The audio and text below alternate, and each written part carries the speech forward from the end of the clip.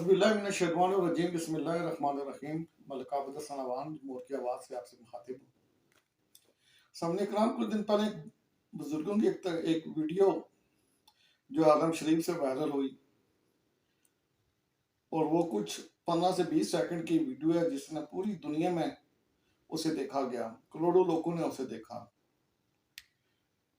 اس پہ میں نے بہت سارے پاکستانی کے کمنٹس پڑھے جس پہ اکثر پاکستانی یہ کہہ رہے ہیں کہ یہ صحابی رسول صلی اللہ علیہ وسلم ہے، اور بعض کہہ رہے تھے کہ یہ حضرت خضر علیہ السلام ہے، اور کچھ اللہ کے ولی کہہ رہے تھے۔ یعنی جو جس کی سوچ تھی اس نے وہی مقام انہیں دیا۔ میرے آقا حضرت محمد مصطفیٰ صلی اللہ علیہ وسلم کی حدیث مبارک ہے کہ مومن صبح مومن ہوگا اور شام کو وہ کافر ہو کے مرے گا۔ تو صحابہ رسول صلی اللہ علیہ وسلم نے نبی کریم صلی اللہ علیہ وسلم سے پوچھا کہ یا رسول اللہ صلی اللہ علیہ وسلم، یہ کیسے کہ ایک آدمی صبح مومن ہو اور رات کو وہ شام کو وہ کافر ہو کر فوت ہوگا؟ تو نبی کریم صلی اللہ علیہ وسلم نے فرمایا تھا کہ جو اپنی طرف سے دین میں کوئی بات شامل کرے یا دین کی بات سے انکار کرے، اگر وہ صبح مومن ہوگا تو وہ شام کو کافر ہو کے مرے گا۔ اس لیے کبھی بھی اپنی طرف سے دین میں کوئی بات شامل نہیں کرنی چاہیے۔ اس بات پہ سب علماء اکرام اور مفسرین جو ہیں وہ متفق ہیں، اجماع ہے سب علماء اکرام کا کہ انبیاء اکرام کے بعد اگر کوئی افضل ہستی ہیں تو وہ صحابہ رسول صلی اللہ علیہ وسلم ہیں۔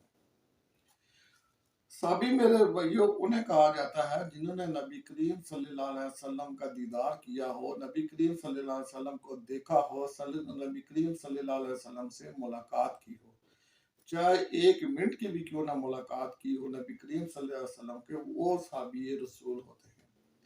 اس کے بعد تابعین ہوتے ہیں۔ تابعین وہ ہوتے ہیں جنہوں نے صحابہ کرام سے ملاقات کی ہو، اور تبع تابعین انہیں کہتے ہیں جنہیں تابعین سے ملاقات کی ہو۔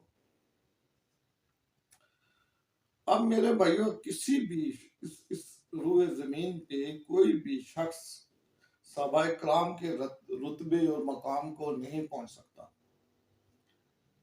انبیاء کرام کے بعد سب سے افضل جو ہستیاں ہیں وہ صحابہ رسول صلی اللہ علیہ وسلم ہیں، اور ان کا تذکرہ قرآن مجید میں بھی میرے رب جلال نے کیا، اور نبی کریم صلی اللہ علیہ وسلم کی بے شمار حدیث ہمیں ملتی ہیں جن میں صحابہ کرام کے مقام اور رتبے کو بیان کیا گیا ہے۔ جیسا کہ حضرت عمر فاروق رضی اللہ تعالیٰ عنہ فرماتے ہیں کہ نبی کریم صلی اللہ علیہ وسلم نے فرمایا کہ میرے صحابہ کا اعزاز و اکرام کرو، وہ تم سے بہتر ہیں، پھر ان کے بعد والوں سے بہتر ہیں۔ یعنی میرے صحابہ کرام جو ہیں تابعین سے بہتر ہیں، اور تابعین جو ہیں تبع تابعین سے بہتر ہیں۔ اسی طرح ایک دوسری جگہ پہ میرے بھائیوں نبی کریم صلی اللہ علیہ وسلم کو فرماتے ہیں کہ تم لوگ میرے صحابہ کو برا بھلا مت کہو کیونکہ وہ تم سے افضل ہیں۔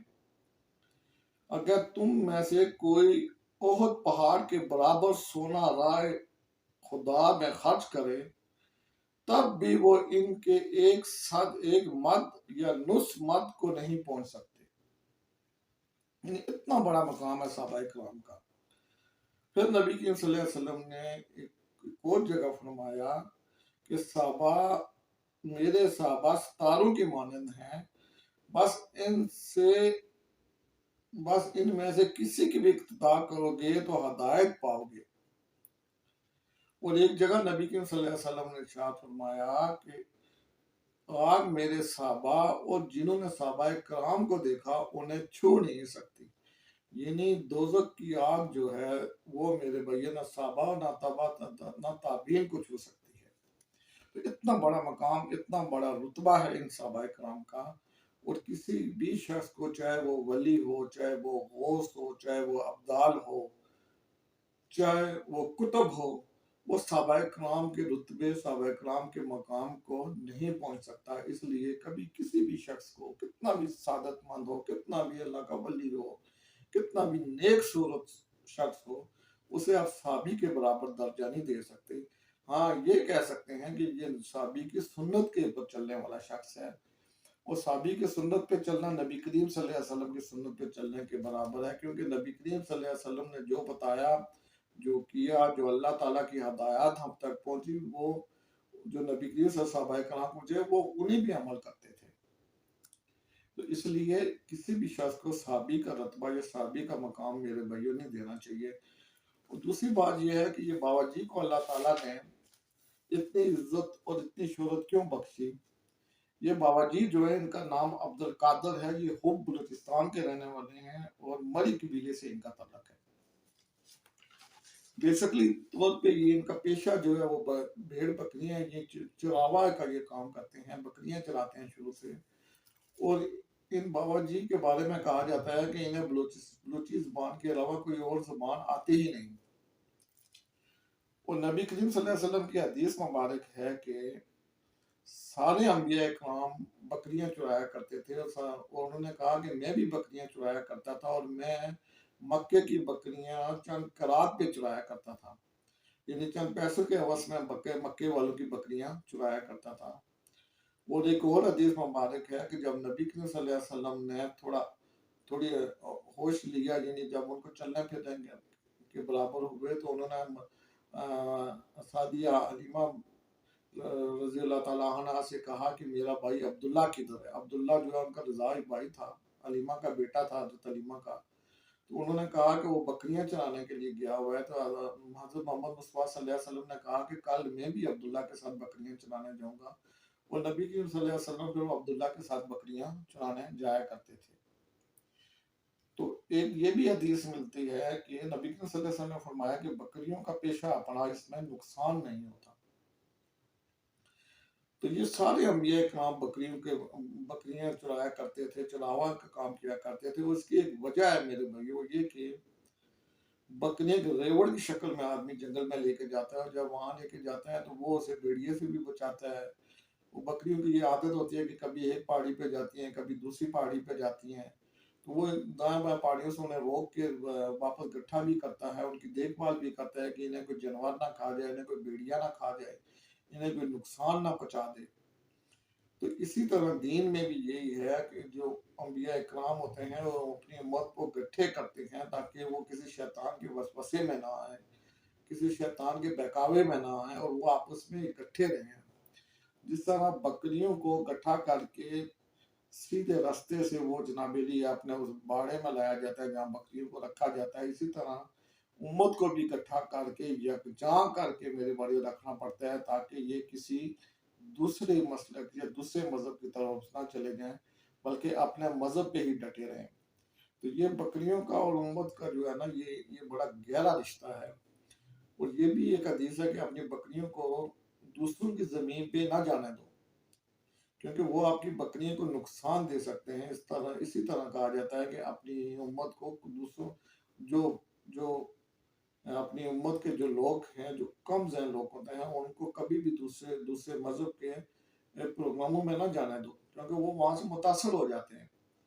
تو جو پڑھا لکھا شخص ہوتا ہے، جو عقل شعور رکھنے والا شخص ہوتا ہے، وہ تو معلومات دینے کے لیے جاتا ہے، اس پہ تو کوئی ممانت نہیں ہے. اگر کوئی شعور رکھنے والا آدمی ہو، اپنے دین پہ پکا آدمی ہو، اور وہ سمجھ بوجھ رکھنے والا آدمی ہو اپنے دین پہ، تو اسے تو چرچ پہ بھی جانا چاہیے، اسے مندر پہ بھی جانا چاہیے، اسے گردوارے میں بھی جانا چاہیے، تاکہ وہ ان کی روایات کو، ان کے مذہب کو دیکھے کہ یار یہ کرتے کیا ہے، اس پہ تحقیق کر سکے. عام آدمی کو نہیں جانا چاہیے. تو اسی طرح کہنے کا مطلب یہ ہے کہ چرائے کا جو سلسلہ ہے، یہ امت سے بڑا ملتا جلتا سلسلہ ہوتا ہے. اسی لیے شیطان کے وسوسے سے بچنے کے لیے بس جس طرح بھیڑیے سے بچاتے ہیں، سارا انبیاء کرام کا یہ کام ہوتا ہے کہ وہ اپنی امت کو شیطان کے وسوسے سے بچائیں. تو یہ بڑا گہرا رشتہ. بابا جی بھی یہی کام کرتے تھے کہ وہ بکریاں چرایا کرتے تھے. یہ عبد القادر صاحب، اور ان کے پاس چند بکریاں تھیں، اور انہوں نے 15 سال پہلے اپنے بیٹوں کو کہا جی کہ میں مکہ جانا چاہتا ہوں، عمرہ کرنا چاہتا ہوں. تو وہ 15 سال سے پیسے اکٹھے کر رہے تھے.